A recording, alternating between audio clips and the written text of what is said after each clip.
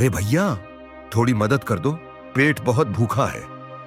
अरे चेतन, कल भी तुम यही कह रहे थे, आज कुछ नहीं दे सकते।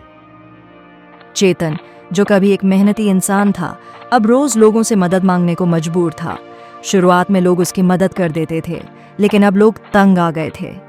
देखो भाई, तुम रोज आते हो, हर बार कुछ मांगते हो, अब तो हम भी थक गए हैं। भैया बस आज ही मदद कर दो, कल मैं मेहनत करके कुछ कमा लूंगा। दिन गुजरते गए, लोग अब चेतन को भीख नहीं देने लगे। हे भगवान, कहीं तो कोई रास्ता होगा, कुछ ऐसा जिससे मेरी भूख मिटे और मैं भी किसी की मदद कर सकूं। चेतन ने काफी सोच विचार किया। अब से मैं भी मेहनत करूंगा और अपने जैसे जरूरतमंद लोगों का मदद करूंगा।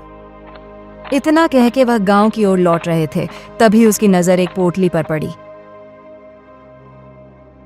ये क्या है? लगता है खजाना है।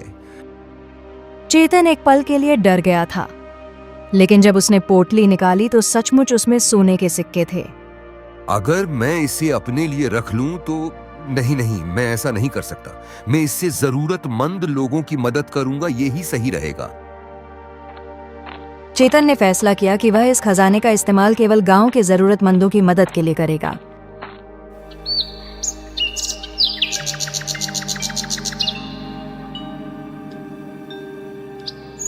चेतन ने अगले दिन अपने गांव की एक खाली जगह पर एक छोटी ठेली लगाई। उसने तय किया कि अब वह जरूरतमंदों को फ्री में खाना देगा, ताकि कोई भूखा न रहे। मैं चाहता हूं कि लोग खुश रहें, चाहे वे मुझे जानते हों या नहीं। मैं बस मदद करना चाहता हूं। आओ भाइयों बहनों, भूख लगी है तो मुफ्त में खाओ, कोई पैसा नहीं लगेगा। फ्री का खाना सुनते ही कुछ लोग चेतन के पास पहुंचे।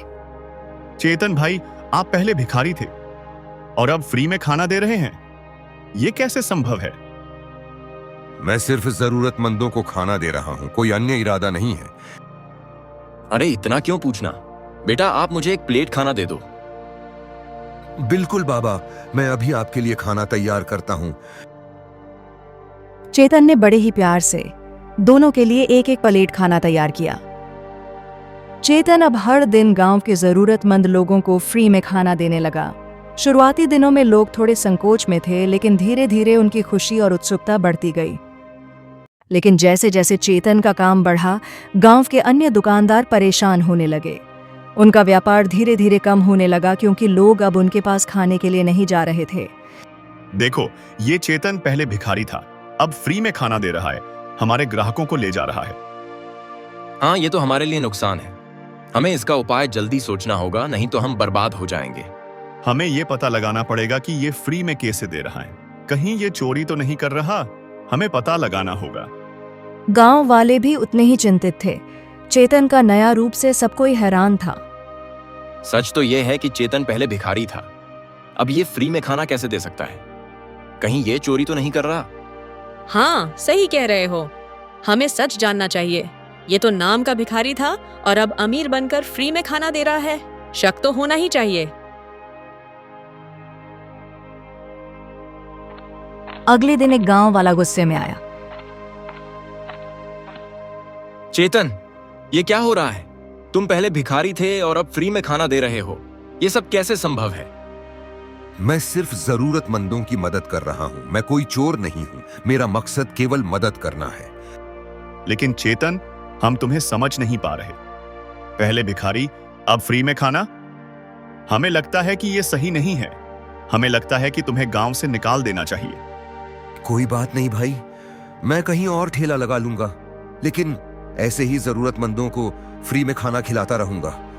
चेतन ने भी सोचा कि अब समय आ गया है कि वह सबको सच बताए। उसने तय किया कि वह अपने खजाने और मदद की कहानी सबके सामने रखेगा। आज भी गांव वाले चेतन से वही सवाल पूछ रहे थे। चेतन, ये सब क्या हो रहा है? तुम पहले भिखारी थे और अब फ्री में खाना दे रहे हो। सबको बताए बिना ये कैसे मुमकिन है?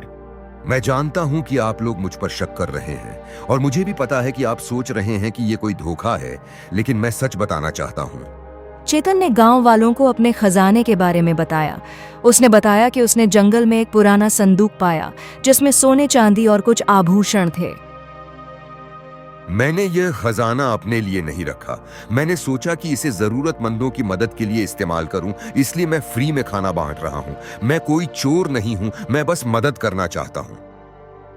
तो मतलब चेतन सच में हमें बचाने और मदद करने के लिए ही ऐसा कर रहा था?